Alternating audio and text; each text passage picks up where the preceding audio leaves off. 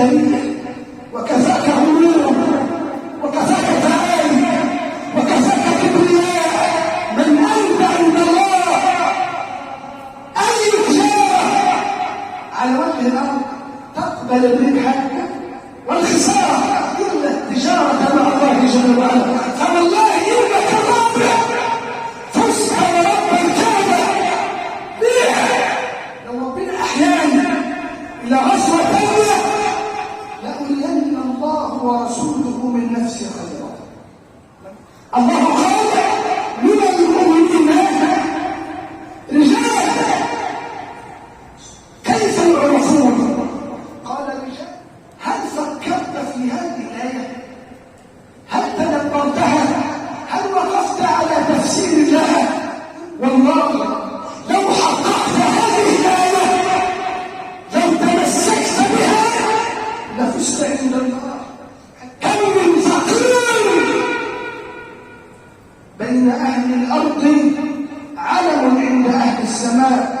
كفاك عنترية كاذبة، وكفاك غرور كاذب. أنت لك حقيقة عند الله، حقيقة عند أهل السماء، حقيقة عند ملائكة الله. كل عمل لا تفعله ابتغاء رحمة الله وابتغاء رضوان الله مردود على صاحبه. الحمد لله رب العالمين. الحمد لله الذي أنشأ وبرأ وخلق الماء وجرى وأبدع كل شيء وصور. سبحانه من إله أعظمه. خلق الخلق فأحصاهم عددا ووسعهم رزقا، وكلهم آتيه يوم القيامة فردا. ونشهد أن لا إله إلا الله وحده لا شريك له، لا ضد ولا ند ولا منازع له، لا شبيه ولا مثيل ولا نظير له، لا والدة ولا والد ولا مولودة له. الله على العرش استوى، إليه المستند، إليه المستند وعليه المعتمد. عاليا عن العلا فوق العلا فرد صمد، منزه عن الشريك والشبيه والمثيل والنظير والولد. واشهد ان سيدنا ونبينا وحبيبنا وعظيمنا وقائدنا وقدوتنا وقرة الكمال البشري كله محمد صلى الله عليه وسلم. تالله ما خلق الإله ونبرا، تالله ما خلق الإله ونبرا بشرا يرى كمحمد بين الله. والله ما في الكائنات كمثله خلقا ولا خلقا كأحمد في الورى. والله لو قلم الزمان من البداية للنهاية ظل يكتب ما دفع. والله لو ماء البحار بجبرها كانت مدادا لوصف أحمد وكفى. والله لو قبر النبي محمد تفجرت أنواره للبدر ولا وخفى. تكفيه لقيا في السماوات العلى وبحضرة الرب العظيم تشرفا. يكفيه أن البدر يخسف نوره ونور محمد بن عبد الله لم يخسفا.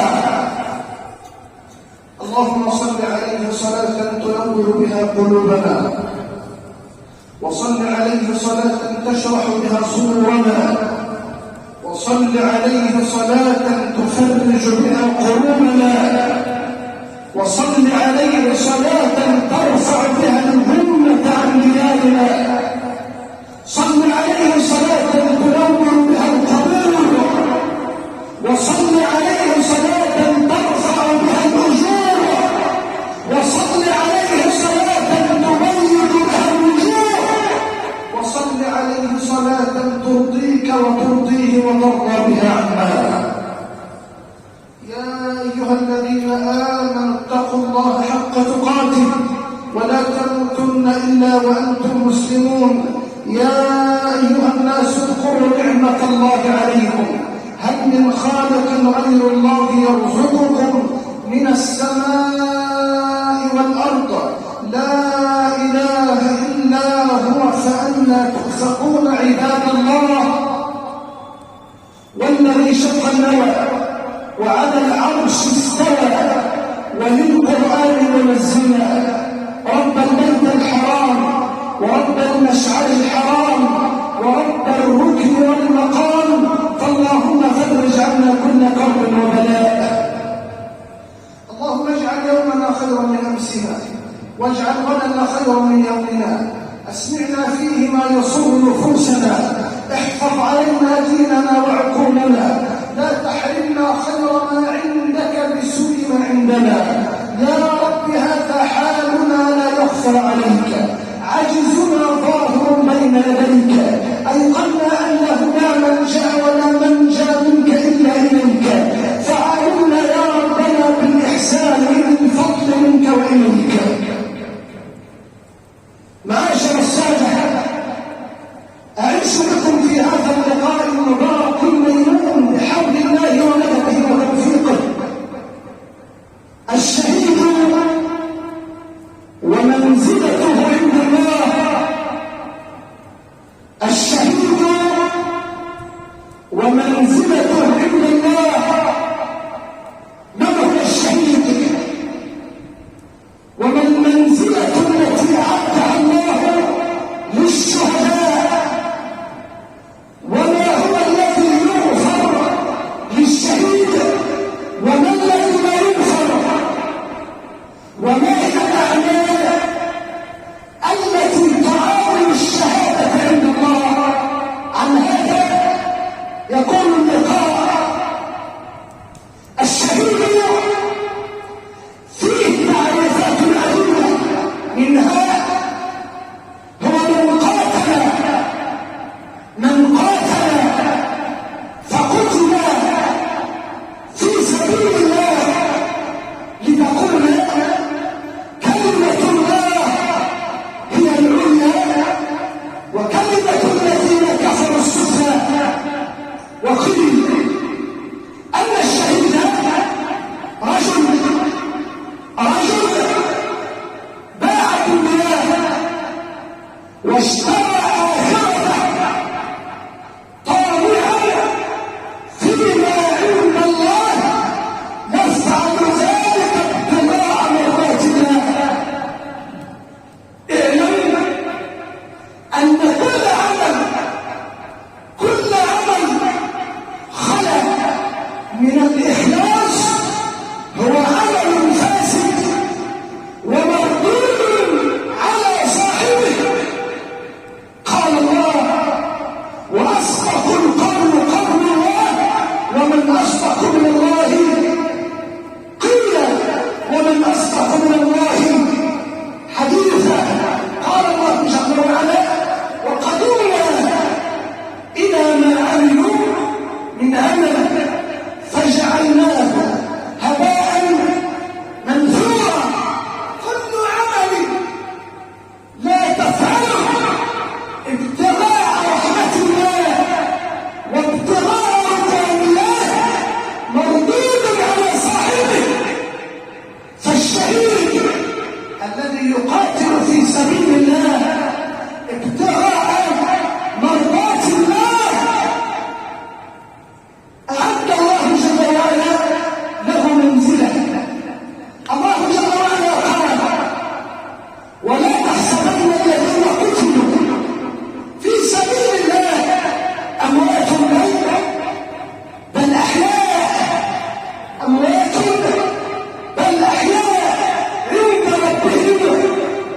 يرزقون.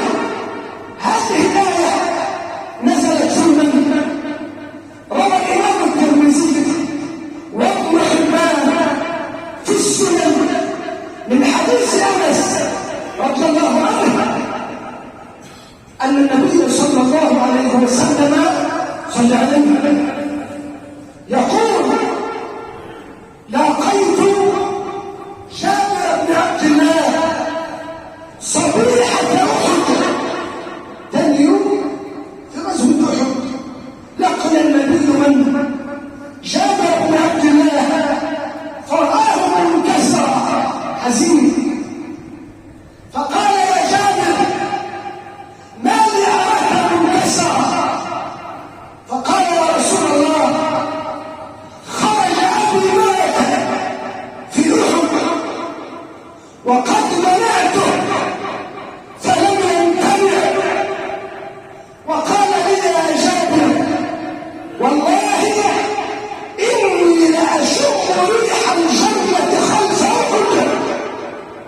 يا جابر، هذا كلام من؟ كلام عبد الله ابن عمرو ابن حرام الأنصاري والد جابر بن عبد الله.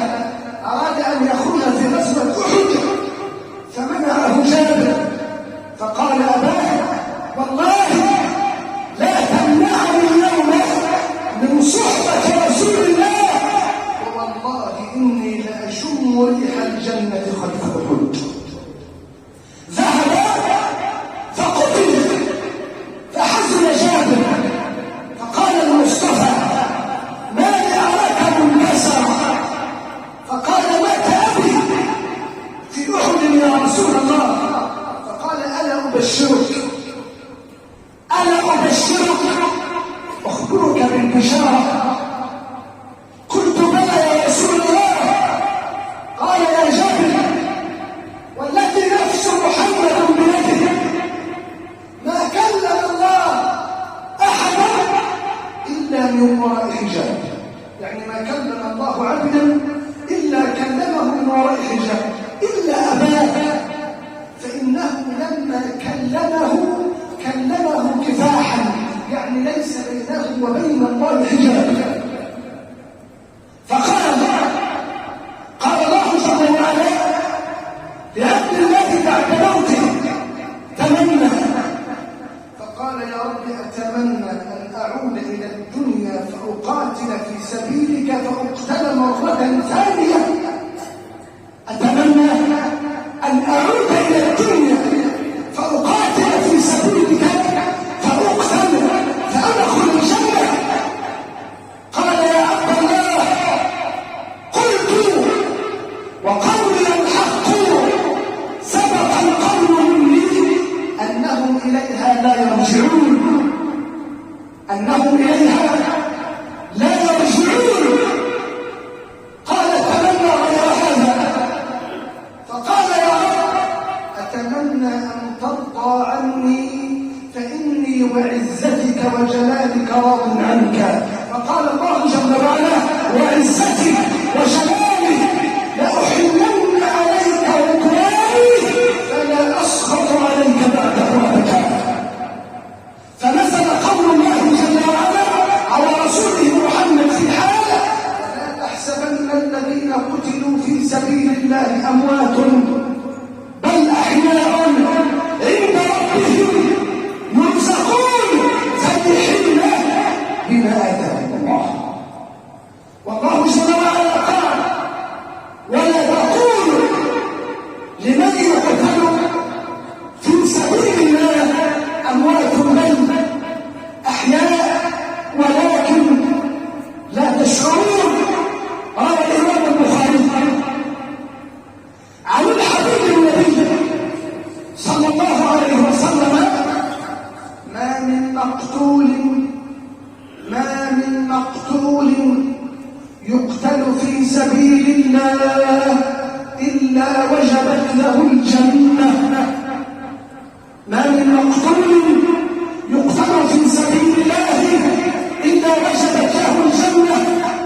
وما من مجروح جرح في سبيل الله إلا جيء يوم يوم القيامة وجرحه ينزف، جرح ينزف حتى تبتل أرض المحشر اللون لون دم والريح ريح مسكين.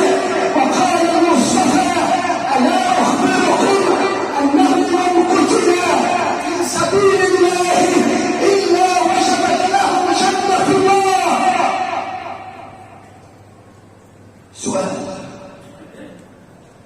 وسؤال كل إنسان أقرب إجابته، لأن الله قال: بل الإنسان على نفسه بصيرة. السؤال: من أنت عند الله؟ من أنت عند الله؟ بما تعرف عند الله؟ بما يعرفك أهل السماء؟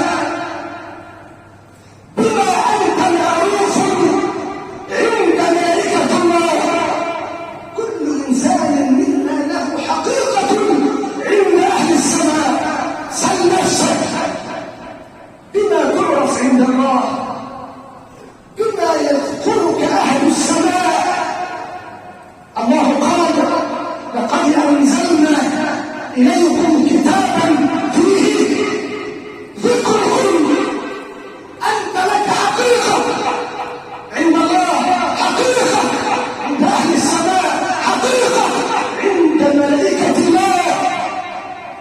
كم من مجهول في الأرض علم عند أهل السماء، كم من فقير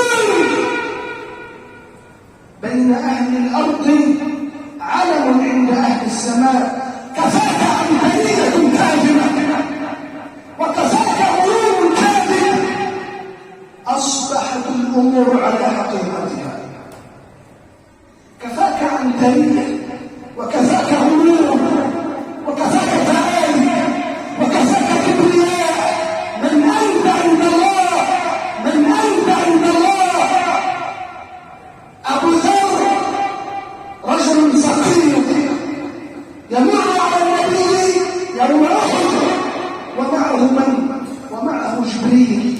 وكان النبي صلى الله عليه وسلم إذا نزل جبريل له على هيئة آدمي كان ينزل على صورة صحابي يسمى داحية الكلب.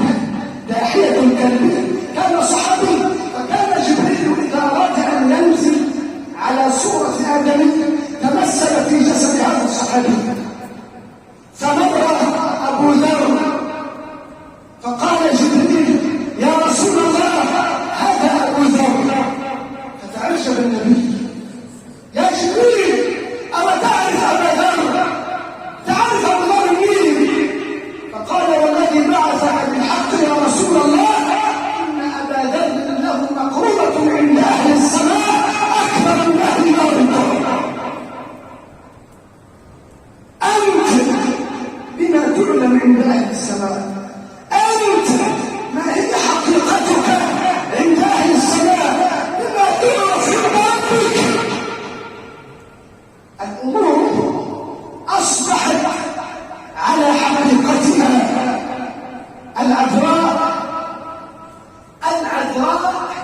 ولدت، العذراء ولدت،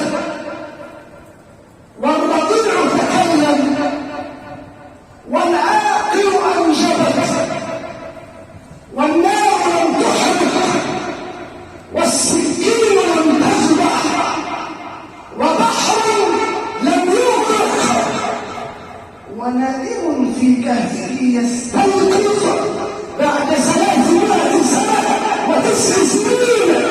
أو يعجز أمرك عن الله، أو يقول أمرك مستحيل على الله. كن مع الله على مراد الله، كن لله على مراد الله، ولا تكن لله على مراد أحد من خلق الله. أصبح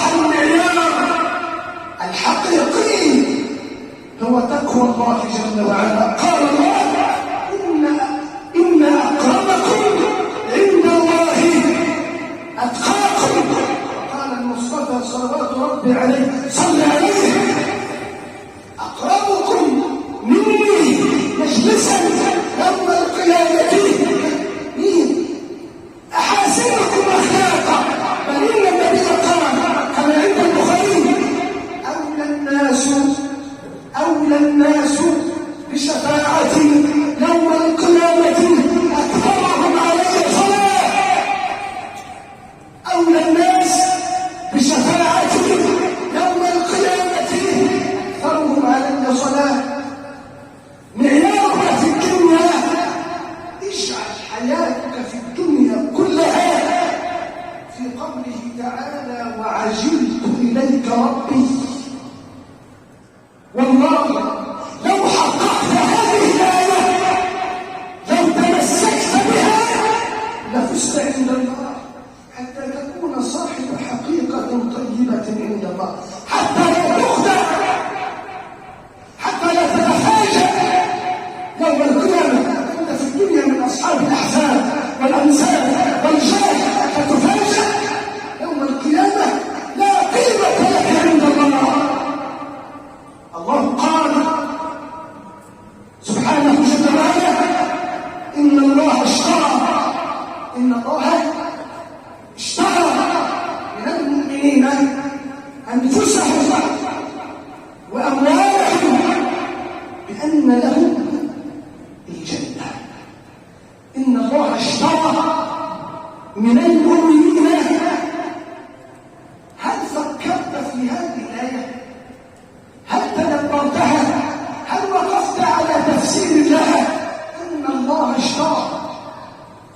يا أخي أي تجارة على وجه الأرض تقبل الربح والخسارة؟ أي تجارة على وجه الأرض تقبل الربح والخسارة إلا التجارة مع الله جل وعلا. فوالله إنك الرابع فزت ورب الكعبة. بيع نفسك لله واعلم بأن الله اشترى وتمت البيعة وأنت الرابح. إن الله اشترى من المؤمنين أنفسهم وأموالهم بأن لهم الجنة. روى الإمام البخاري أن الحبيب النبي جاءته امرأة تدعى أم حارثة ابن سراقة. في صحابي اسمه حارثة ابن سراقة كان مع النبي صلى الله عليه وسلم في غزوة أحد في قتل. فأتت أمه تقول يا رسول الله قتل ابني معك في أحد، ألا تحدثني عليك؟ حدثني طمئن قلبي، الشر أفي الجنة أم في النار؟ طمئن قلبي. تذهب لرسول الله امرأة تقول إن ولدي قتل معك في سبيل الله، بشرني أفي الجنة أم في النار؟ لو جاز حكمي في العالمين، لو جاز حكمي في العالمين واخترت بعد أسماء الورى لسميت بعض الرجال النساء وسميت بعض النساء الرجال. تقول يا رسول الله بشرني أفي الجنة أم في النار؟ فتبسم النبي وقال يا أم حارثة والله إنها جنان وليست جنة، وإن ولدك أصاب الفردوس العلى من الجنة. إن ولدك أصاب الفردوس العلى لما تقدم نفسك لله عز وجل. الله قال بل تؤثرون الحياة الدنيا والآخرة خير. قال الله جل وعلا من المؤمنين رجال، من المؤمنين، مش كل المؤمنين رجال، مش كل المؤمنين رجال، كلهم لكن قليل منهم رجال. الله قال من المؤمنين رجال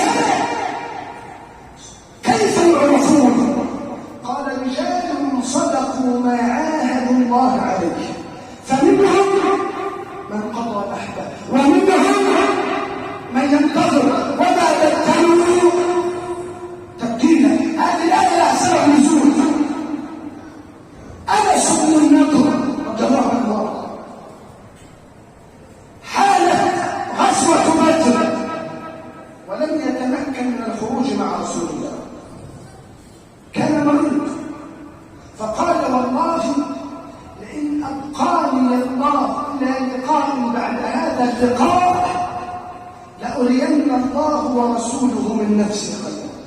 لو ربنا أحيانا إلى غزوة ثانية لأرين الله ورسوله من نفسي خيرا.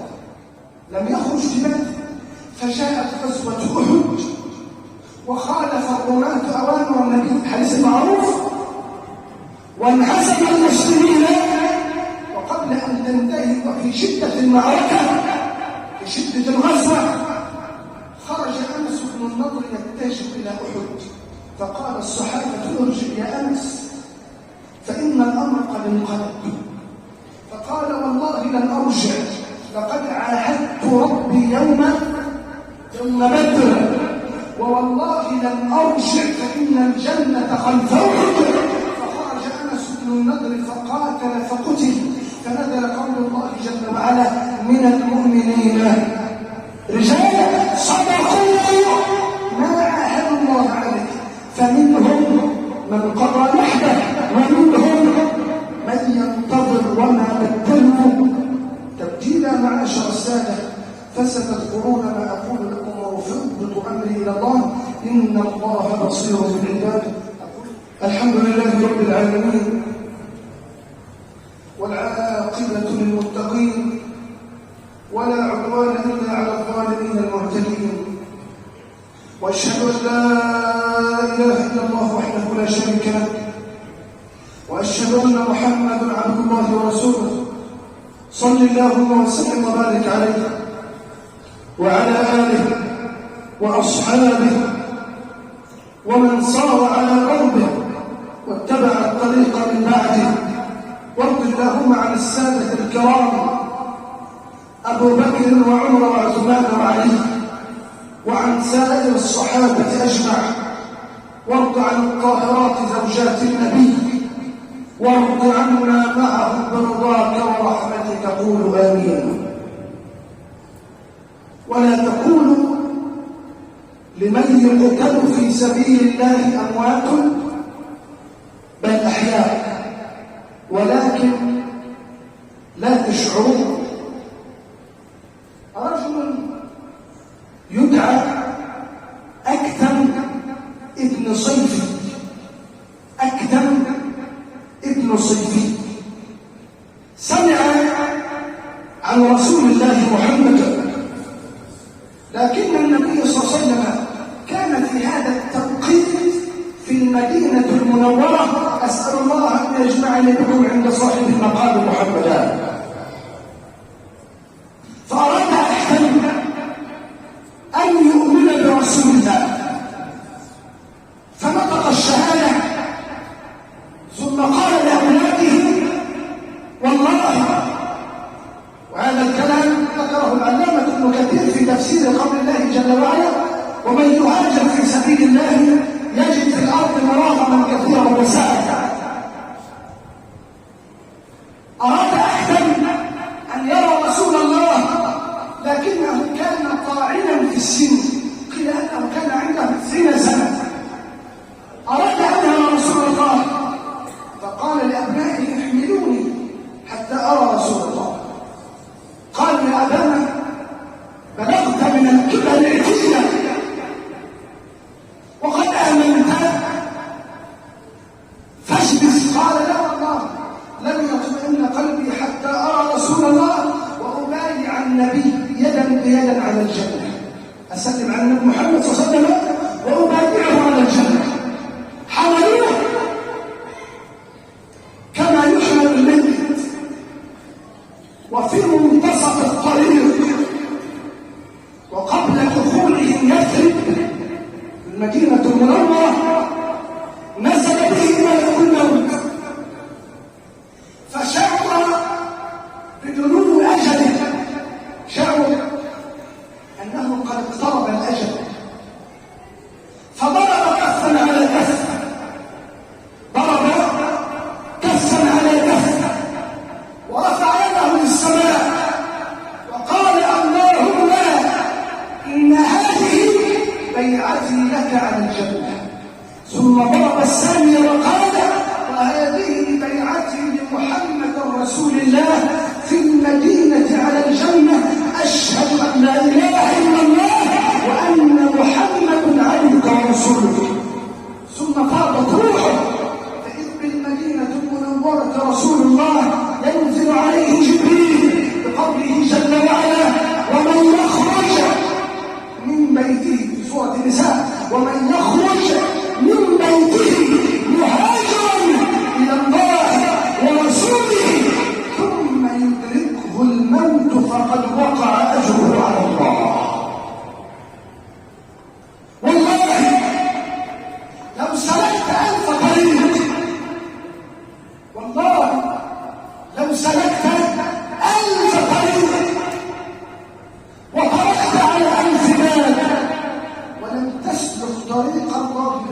تنجو ولن تفلح.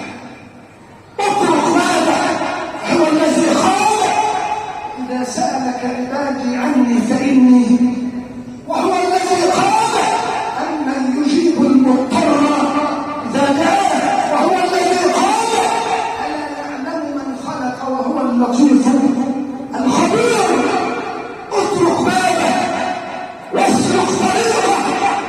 الله قال فمن اتبع هداي فلا يضل ولا يشقى. كل شيء يغفر للشهيد. قال صلى الله عليه وسلم كما في البخاري: من قتل في سبيل الله صابرا محتسبا مقبلا غير مجبر إلا غفر الله له خلدين. هكذا قال لي جبريل.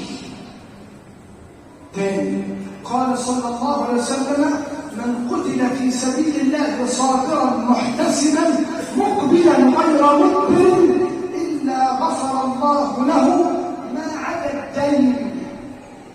هكذا قال لي جبريل. كل شيء يغفر للشهيد، من أخر الأمور للميت أن يموت وعليه دين.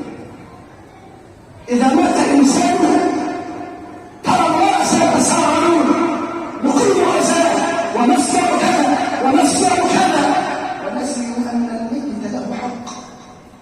كان صلى الله عليه وسلم إذا أراد أن يصلي على جنازة قال: على صاحبها دين. الميت عليهم إن قالوا لا لم يصلي عليه. قال: صلوا على ميتكم إن لم يكن صلى عليه. حتى أنه ذات يوم هم ليصلي على جنازة قال: عليه دين. قالوا: نعم يا رسول الله. فتنحى النبي عنها وقال: صلوا على ميتكم. فقام رجل من الأنصار وقال: يا رسول الله دينه علينا. قال صلى الله عليه وسلم: هو في ذمتك. ثم صلى النبي عليه صلاة الجنازة. ما على الدين، وقلتها قبل ذلك أن الدين على نوعين: دين مادي وهو ينتقل بالوفاة من ذمة الميت إلى ذمة الورثة، بمعنى إنسان عليه دين ومات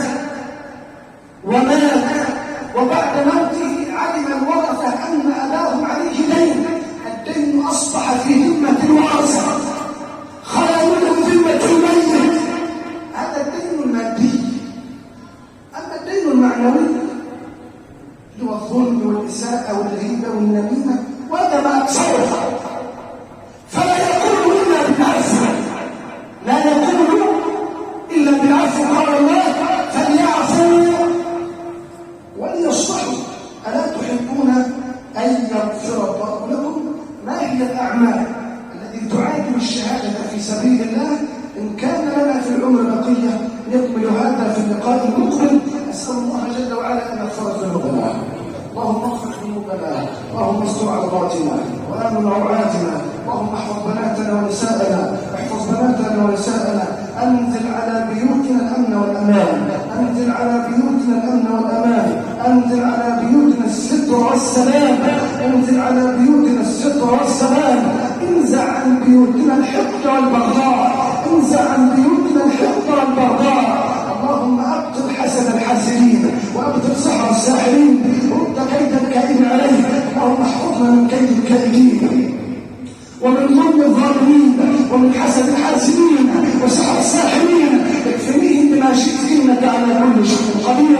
اللهم لا تدع لهذا الجمع ذنبا إلا غفرته، ولا هما إلا فرجته، ولا دينا إلا قضيته، ولا مريضا إلا شفيته، ولا مكروبا إلا فرجت عنه كربه. اللهم إنا نسألك في عليائك وفي هذه الجمعة المباركة أن تجعل لكل مهموم فرجا.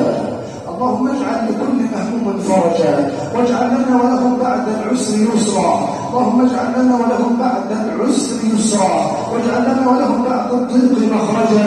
آمين آمين. تم الكلام وربنا محمود، وله النكال والعطا والجود. ثم الصلاة على النبي وآله ما لاح